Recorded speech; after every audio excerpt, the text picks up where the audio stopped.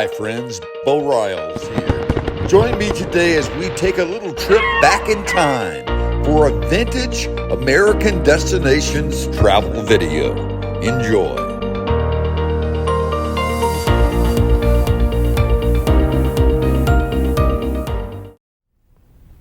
Do you like to travel, see new places? Me too. But you know, as much as I like to sit by the pool and sip those cute little umbrella drinks, I like to get off the beaten path, meet new people, see new places. But if you're like me, time is always an issue. Hi, I'm BEAU RIALS, here to show you how and where to make the most of your weekend excursions. So come along with me as we explore California's wild and wonderful Big Sur coast.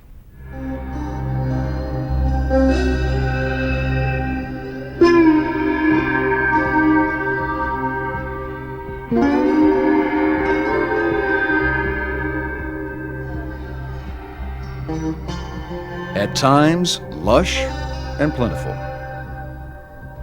At other times, stark and forbidding. The Big Sur coast of California is without question an enigma. Situated on the Pacific Ocean in the most populated of all U.S. states, this stretch of land, spanning roughly 100 miles, plays host to millions of visitors a year, yet still remains inhabited by less than 1,000 permanent residents. Stay tuned as we take you from historic Monterey, California, down the Big Sur coast.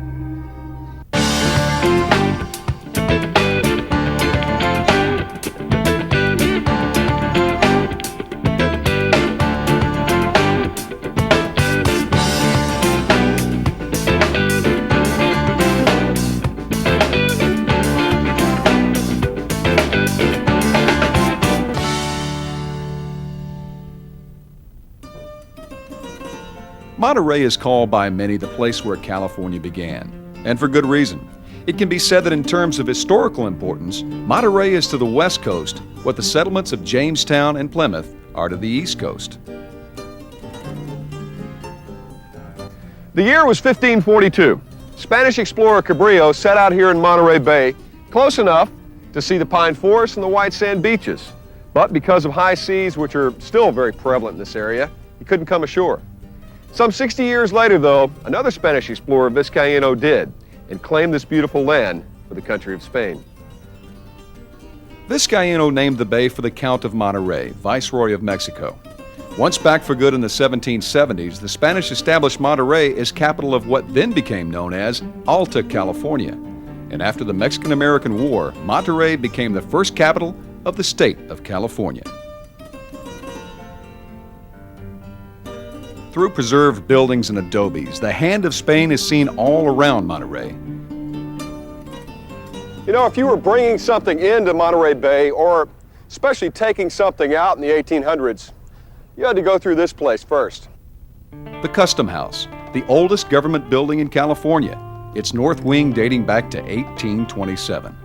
The Larkin House, with its combination of Spanish colonial and New England features, became the prototype for other structures within the city. The Pacific House, built in 1847, now houses a museum of California history and Native American artifacts. Another classic Monterey structure turned museum is the Colton House Museum, where California's first Constitution was drafted in 1849. It looks a little bit like Graceland. I think so. I think it does. That's Graceland. You think I'm joking with you? That really looks like Graceland. It really does. I'm gonna go find the jungle room. I'll be right.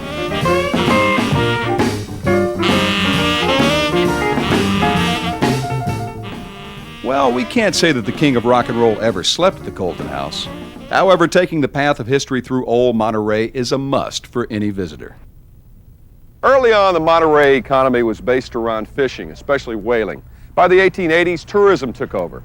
But then came the roaring 20s, and center stage was taken by the sardine here on Cannery Row. At its peak, 16 canning and 14 reduction plants processed 250,000 tons of sardines annually.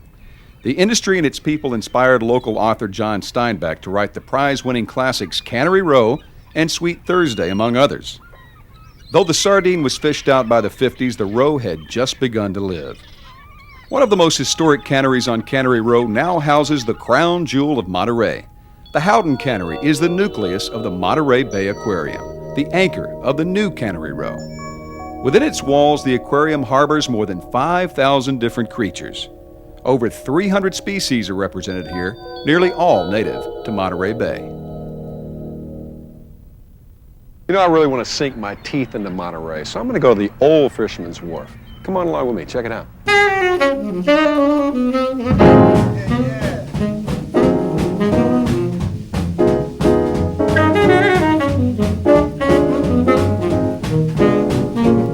From the step of historic Cannery Row, Old Fisherman's Wharf stretches into Monterey Bay. Whether it's sampling shops, the restaurants,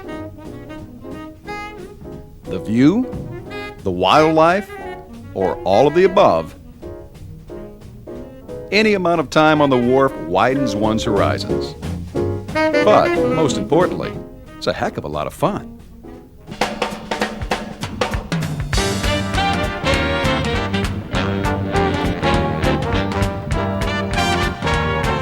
I'm going to take care of him. Are you okay? Are you all right? Ow!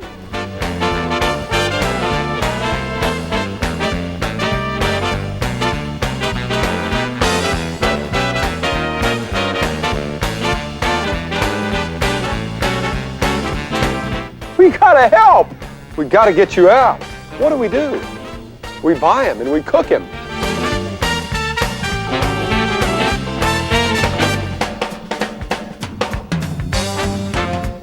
How you doing? Good to see you. Good to see you. Give me that. Give me that. Give me that. Give me that. Give me that. Ow! Ow! Ow! Ow! Ow!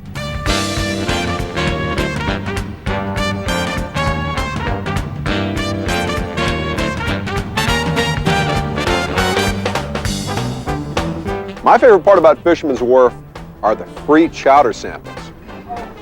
Oh, I believe I will. Thank you.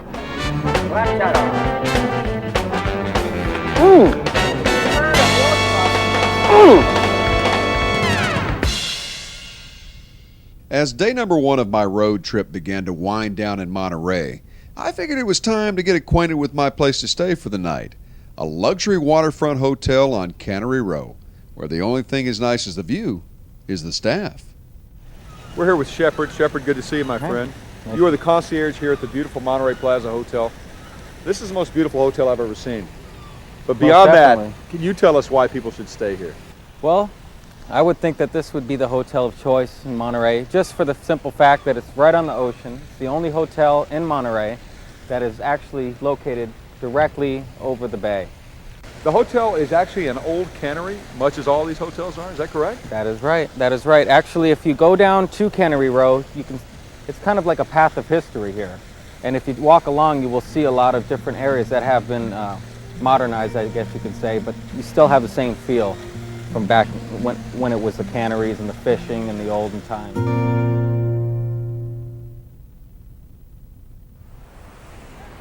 If you just joined us, we're enjoying California's rocky Big Sur coast. You don't need a lot of time and a lot of money to do this. So let's go have some fun, huh? Come on. Just next door to Monterey is the city of Pacific Grove. Founded in 1875 as a religious and cultural retreat, Pacific Grove possesses an amazing collection of Victorian homes, some of which have become elegant bed and breakfast lodgings. Set just a short walk apart, the Seven Gables and Green Gables Inns are among the area's most spectacular. At the tip of the peninsula is Point Pinos and its legendary lighthouse. Since 1855, this beacon of the Pacific has worked round the clock at keeping ships on the water and off the rocks. Heading south, we hug the coastline via one of the most amazing stretches of paved road in the world. Now, in the early days, this scenic drive was an all-day carriage ride where passengers would often stop at a Chinese fishing village to eat and purchase souvenirs. Today, your trip through 17-mile drive takes you by some of the most beautiful and expensive real estate in the world, not to mention a few great golf courses. Well, this is the 17th green at the Mecca of golf, better known as Pebble Beach, home of the 2000 U.S. Open. So the next question is, why am I still standing here? Arguably one of the most famous golf courses in the world, the Pebble Beach Golf Links has played host to an annual PGA tournament for nearly 50 years and has been the site of 4 United States Open championships since 1972. 17-mile drive also drops you on the doorstep of such points of interest as the Lone Cypress, Bird Rock, and such world-class golf courses as Cypress Point and Spyglass Hill. One of the exits out of 17-mile drive drops you off in beautiful Carmel. Originally an inexpensive haven for writers and artists, Carmel is a settlement that deliberately set out to remain a village.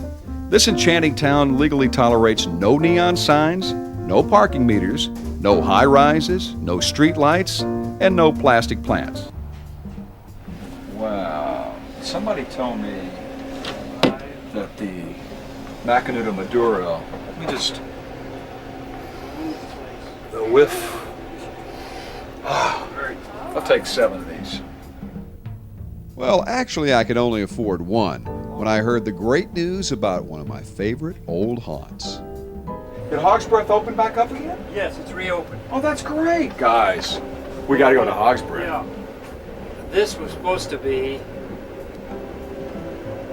something breast in, and they changed it to the Hog's Breath. So they couldn't get breast in by the censors. I wonder why. I don't think there's any connection. Oh, okay. Yeah. All right. Life is good. Real good. Follow me. To the Hog's Breath. Whether or not the Hog's Breath is still owned by legendary actor and former mayor of Carmel, Clint Eastwood, is anybody's guess. One thing is for sure, there is no better place in this little burg to have yourself a cold one. Plus, you never quite know who or what you'll meet. What you will find in Carmel are beautiful hotels, art galleries, elegant restaurants, as well as its oldest and best attractions, its breathtaking beaches, and the magical Mission San Carlos Borromeo de Carmelo, the most famous of all the California missions. Heading south just 4 miles down Pacific Coast Highway, we find Point Lobos Marine Sanctuary. Now, this is a place so amazing in its rich beauty that Robert Louis Stevenson called Point Lobos, and I quote, the most beautiful meeting of land and sea on earth. Forming the southern arm of Carmel Bay, Point Lobos Reserve contains nearly 1,300 acres of jagged rock and intimate coves. Now, my favorite spot is China Cove, located in the very south end of the reserve. This perfect little beach is an ultimate hiding spot for lovers looking for just a little bit of privacy. 20 minutes south of Point Lobos, I began to get an idea of why this stretch of Highway 1 has become so famous when I spot the magnificent Point Sur. Now, the landscape here on the upper Big Sur coast is relatively sublime at this point. That is, compared to what lies ahead. This has been some day. I tell you, I am in love with the Big Sur coast already, but my feet are absolutely burning. So, yeah, the Big Sur River. You can only do this at the Big Sur River Inn. This is where we're kicking back tonight. Traveling south on Pacific Coast Highway, the River Inn is the first lodging you encounter as you reach Big Sur proper. No phones, no TV, just relaxation. The peace and tranquility of the River Inn truly does give you the essence of Big Sur, a place with a different clock than ours, one that sometimes seems to somehow stand still. Is life great or what, huh?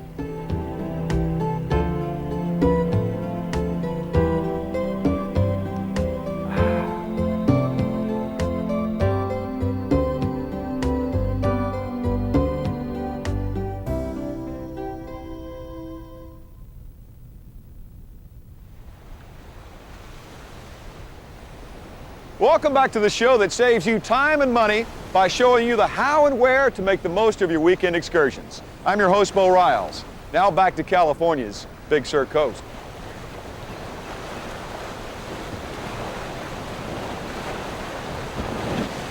Well, at Big Sur, this is the mother of all beaches. This is Pfeiffer State Beach. We're minutes away from the coastal redwoods, which are basically up there. And of course, here we are, in our little bit of paradise. It's absolutely true. Within minutes of hopping back in the car and simply heading up Sycamore Canyon Road, I suddenly found myself cruising among the giants. This is the tallest living organism on Earth. Some of these reach 350 feet in height, some 15 to 20 feet in diameter. And maybe more impressively, some of them live to be 3,000 years old. Well, how does that all happen, you might ask? Well, these big trees create their own microenvironment, giving off a great balance of moisture, temperature, and shelter, and that's how they do it.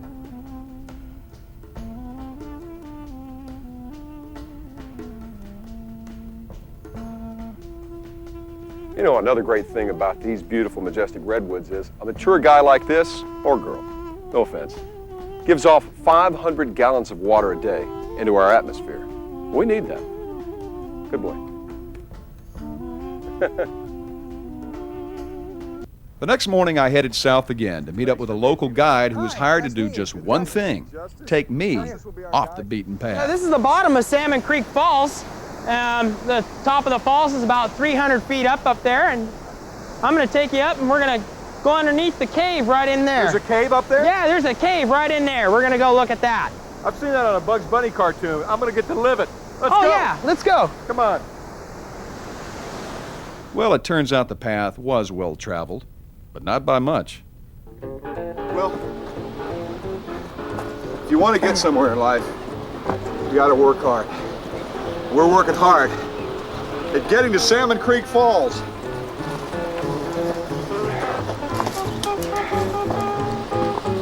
Whew. That's all I have to say. Yeah, keep coming down. Hang on. Use your hands. Well, the key here is to use your hands, I've been told. Hang on, because the waterfall's right down there.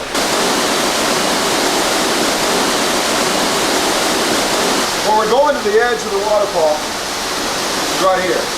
Justice says this is pure spring water coming out of here, flowing out of the mountains over the top of Big Sur. We're on the south coast. This is Salmon Creek, and Justice is drinking the water right out on the side of the hill. I think I'm going to do the same. Pretty thirsty.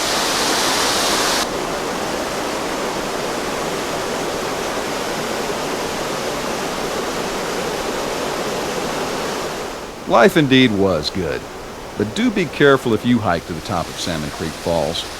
Things can get a little bit slippery, but heading back down the trail, now that's a lot of fun. After having my life flash before my eyes in a watery cave above Big Sur, I was ready for Justice to get me back to sea level. Remembering that I had to bring something home for my lovely bride, Justice's suggestion that we end our morning at Jade Cove sounded absolutely perfect. It's called Jade Cove because you can find little pieces of jade, little gems. You can hang around your neck, give to your spouse, give to your loved one, your significant other, or just keep it for yourself. In the 1800s, Chinese boats collected green and golden jade at this one little chip out of the rugged Pacific coastline. In 1971, divers worked for months removing what turned out to be one for the Guinness Book of World Records, a boulder of jade that weighed over 9,000 pounds. See, us serious rock hounds know the difference between jade. All found here at Jade Cove on the south coast of Big Sur. Now, this is called Vulcan. Don't ask me why. This is called regular jade. Is that translucent or what? And this is called midnight jade. Why? Why, it's midnight blue-green.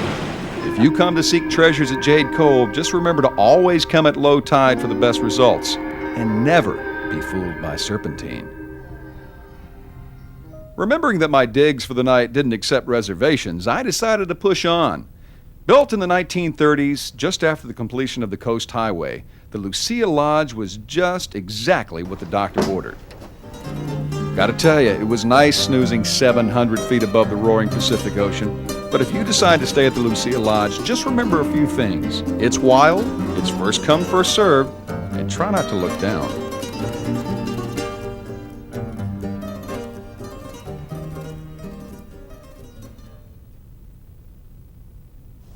Welcome back to the show. Well, so far you've seen you don't need a lot of money and certainly not a lot of time to see our country's most amazing places. We've enjoyed so far Monterey, Carmel, Point Lobos, and most of Big Sur.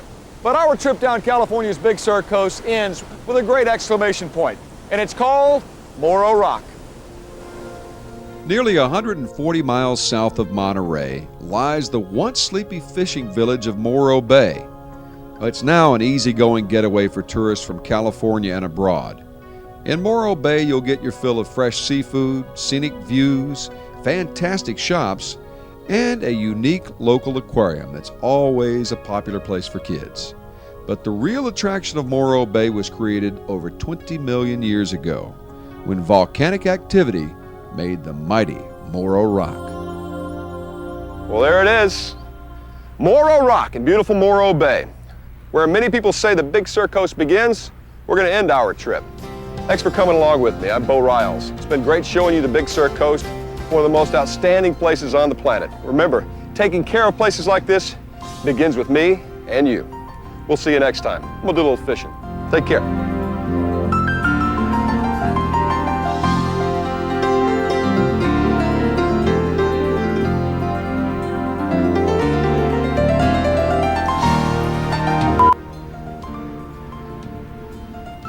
We'll do one more. Is that all right? It's going to be a great time, even though we're getting a little rain. You'll get that on the Big Sur coast. I've had a great time showing it to you. And remember, sorry, Rich, I got to get my name in there.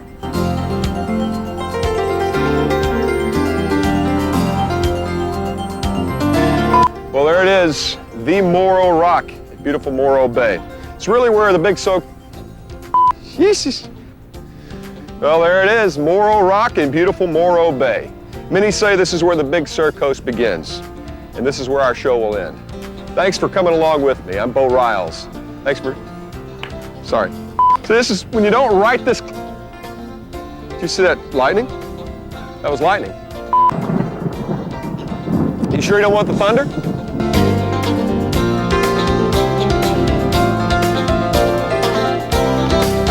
Thanks for coming along with me as we've explored... Here comes the truck. Well, this is where our show is going to end. Thanks for coming along with me. I'm BEAU RIALS. It's been a great time showing you. Gotta do it again.